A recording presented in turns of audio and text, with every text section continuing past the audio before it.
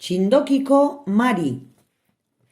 Amezketan kontatzen zutenez, omen ziren 7 urte Mari Txindokiko bere aitzuloti desagertu zela.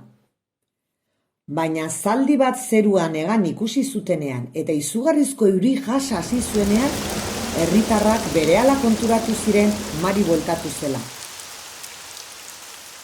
Mari zulo koba zuloa zuen bizileku, eta urrez estalia zuen, guztia omentzen urrezkoa barruan, altzariak ere bai.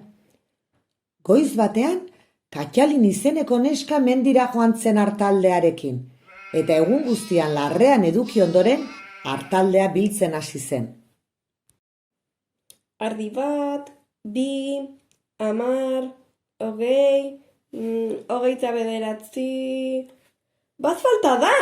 Aurkitu egin behar dut, bestela jauna asko haserretuko zait. Mendian gora abiatu zen ardiaren bila. Aitzulo baten sarreran aurkitu zuen, eta berondoan andre eder bat zegoen. Inoiz ikusi zuen damarik ederrena. Mari zen. Nor zara? Zein familiatakoa zara?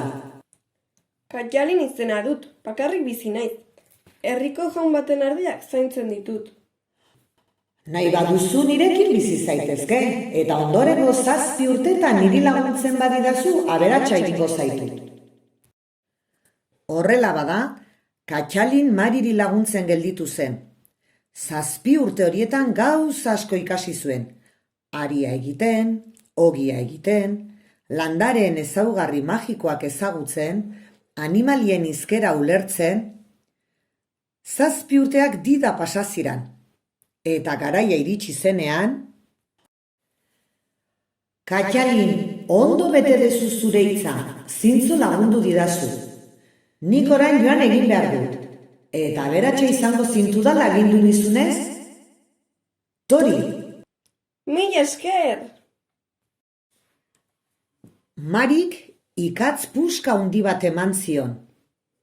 Harrituta gelditu zan neska, baina etzen ausartu ezer esaten. Aitzulotik atera zenean, urre distiratsu bihurtu zen ikatza. Katxalin pozaren pozez jaitsi zen herrira. Etxea eta artaldea erosi zituen, eta inoren agindupean egon beharrik gabe, bizi izan zen zoriontsu.